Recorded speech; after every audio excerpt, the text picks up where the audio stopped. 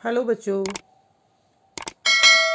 आज विज्ञान विषय कक्षा 7 की वर्कशीट का अध्ययन करेंगे। तो कक्षा 7 की विज्ञान की वर्कशीट देखिए। इसमें बहुविकल्पीय प्रश्न दिए हुए हैं 1 से 8 तक। इसमें पहला प्रश्न है, निम्न में से कौन सा परिवर्तन उत्क्रमित किया जा सकता है? तो इसका उत्तर होगा बर्फ का पिघलना, यानी बी। एकांक समय किसी वस्तु द्वारा चली गई दूरी को क्या कहते हैं? उत्तर है चाल। एकांक समय में किसी वस्तु द्वारा चली गई दूरी को चाल कहते हैं। प्रश्न क्रमांक 3 देखें तो सही विकल्प का चयन करना है। यहाँ विटामिन ए, विटामिन बी, सी और डी दी हुई हैं और ऑप्शन में उनसे संबंधित उत्तर दिया गया है। तो हमको इन चारों ऑप्शन में इसके अकॉर्डिंग चुनना है। तो विटामिन ए रतौंधी, vitamin B beriberi, vitamin C scurvy, vitamin D rickets. तो ये सी वाला जो ऑप्शन है ये इससे पूर्णतः मैच कर रहा है। फिर प्रश्न क्रमांक 4 देखें। आपके घर के बगीचे में बहुत सारे पेड़ पौधे हैं। उन पेड़ पौधों को से गिरने वाली पत्तियों के निपटान के लिए सर्वोत्तम तरीका कौन सा है?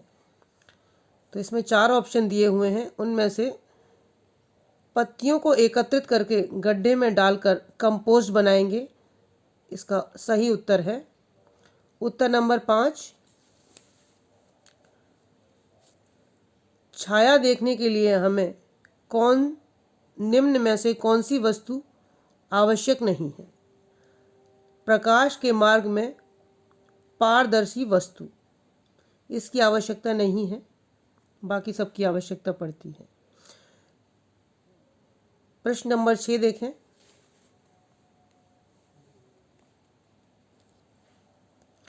जब कपड़े पर दूध को उड़ेलते हैं तो कपड़े पर मलाई रह जाती है। इस प्रक्रिया में पृथक्करण की कौन सी विधि उपयोग की जा रही है? इस विधि को निस्यंदन विधि कहते हैं। तो हमारा ए वाला ऑप्शन सही है।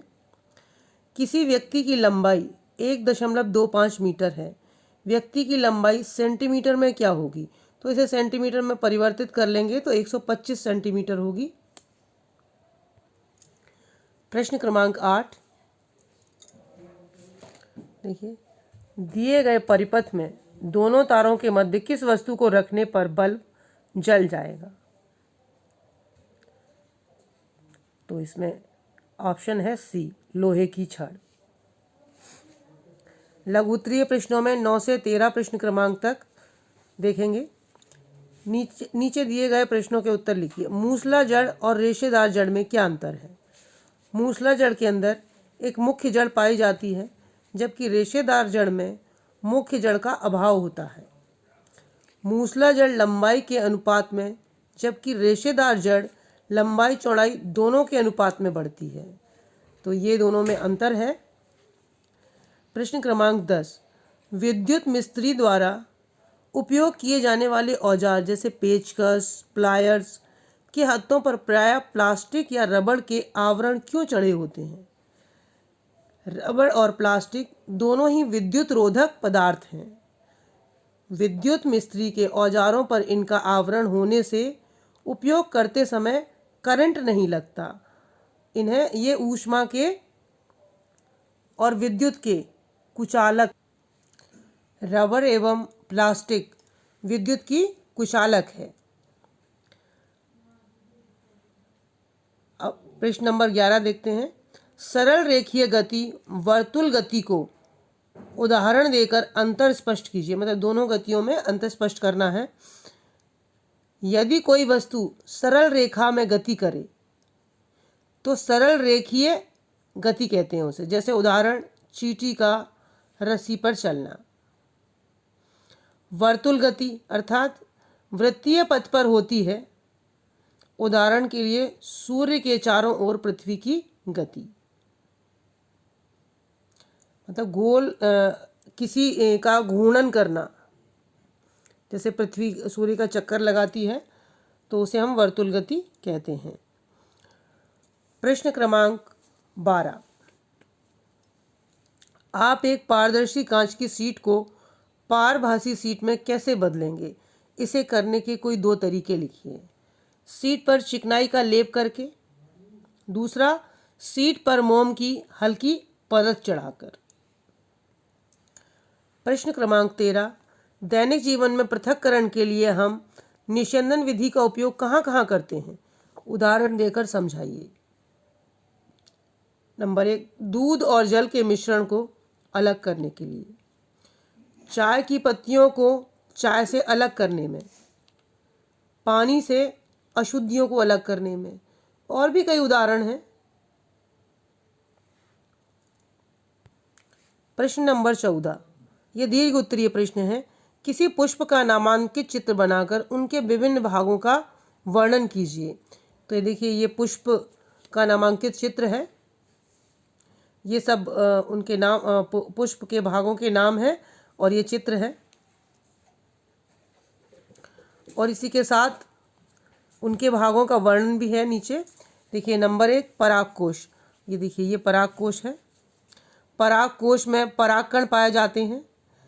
दल, ये दल है, ये कीटों को आकर्षित करता है। ये देखिए, ये वर्तिकाग्र, इस पर परागकण चिपकते हैं।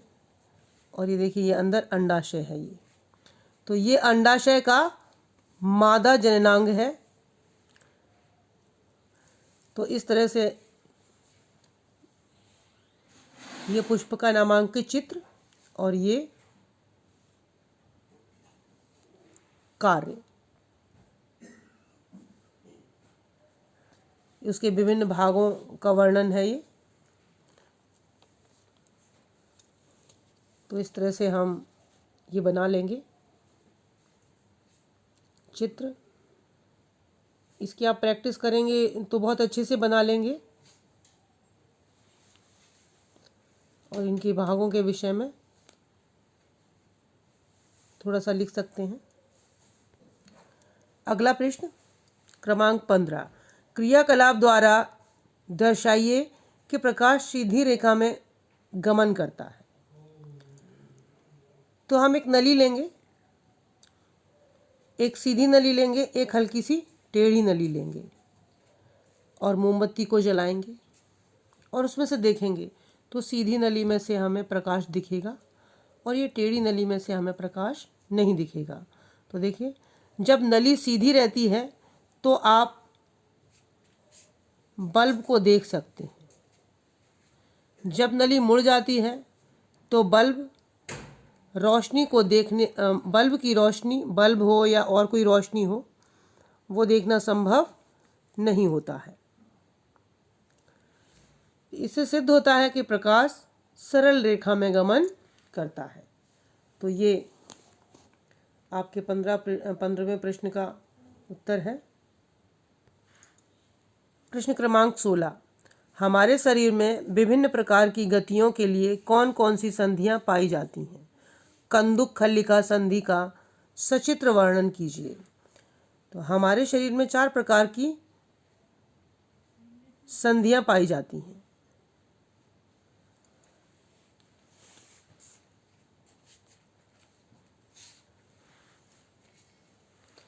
एक कंदुक खल्लिका संधि, धुराग्र संधि, हिंज संधि, अचल संधि।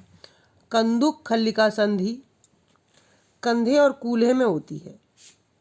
इस संधि में एक अस्थि का गेंद तला गोल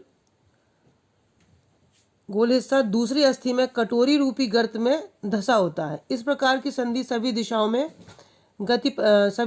को गति प्रदान करती है। मतलब हम अपने जहाँ उस तरह के जोड़ होते हैं तो किसी भी दिशा में उसको घुमा सकते हैं। ये कंदुक खल्लिका संधि का चित्र है। इस तरह से उसका चित्र बनता है। ये जांघ की अस्थि है, ये श्रोणि अस्थि है। तो इस तरह से हम चित्र बना लेंगे और इसी के साथ आपका ये विज्ञान का